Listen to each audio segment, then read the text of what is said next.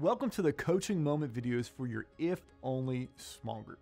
My name is Danny, and I'm going to be your coach for some of these coaching moments. Now, you may have some questions about how to use this study most effectively, and if you're new to hosting a group, you may be a little bit nervous, but don't worry, I'm here to help you, and your group's going to have a great experience.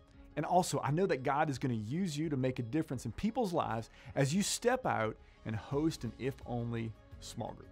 So, I want to start by talking about how to prepare for each meeting that you're going to host. And the first thing you want to do is you're going to want to view the coaching moment just like you're doing now for each session.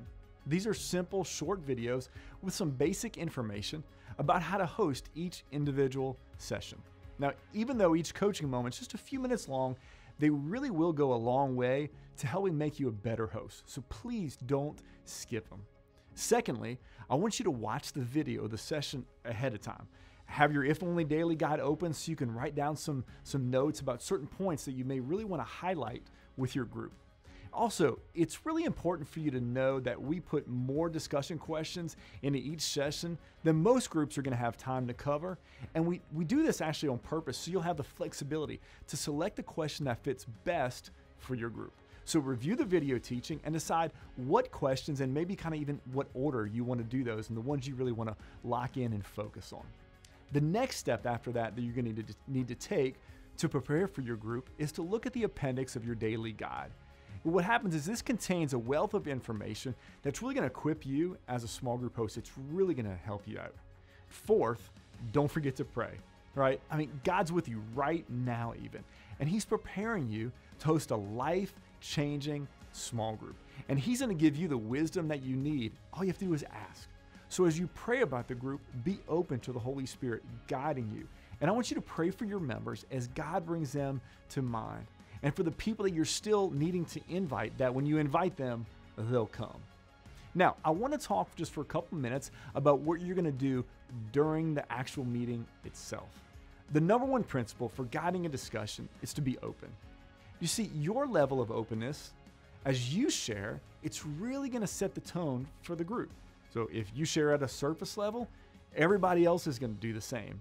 But if you go deeper, then some members of your group, they're going to go deeper as well.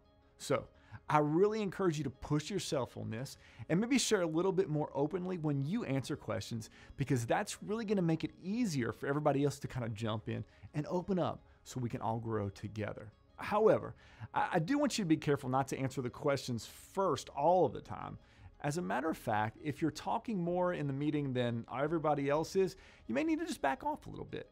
But the one time that you probably do need to go first in answering a question is answering the first question. It's a relationship building question, and really your answer is going to model the kind of openness that you're hoping to get from others. So after you've answered it, simply say, well, how about somebody else?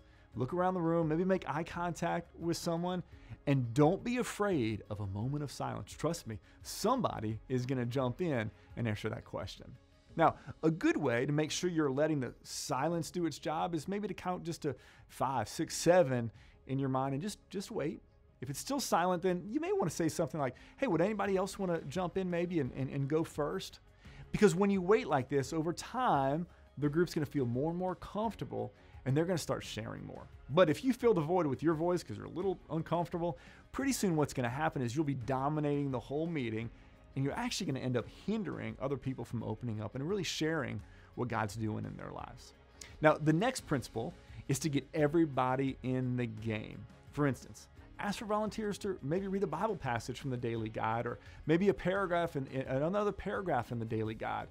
Now, please don't go in a circle to read, because some people will have flashbacks to school where they hated reading aloud, and we don't want them to feel uncomfortable. However, involving everyone is key, because the goal is that over time, your group members will not just be led, but man, maybe they'll be leaders one day, just like you're stepping out. They might help another person learn what they've been learning in your group.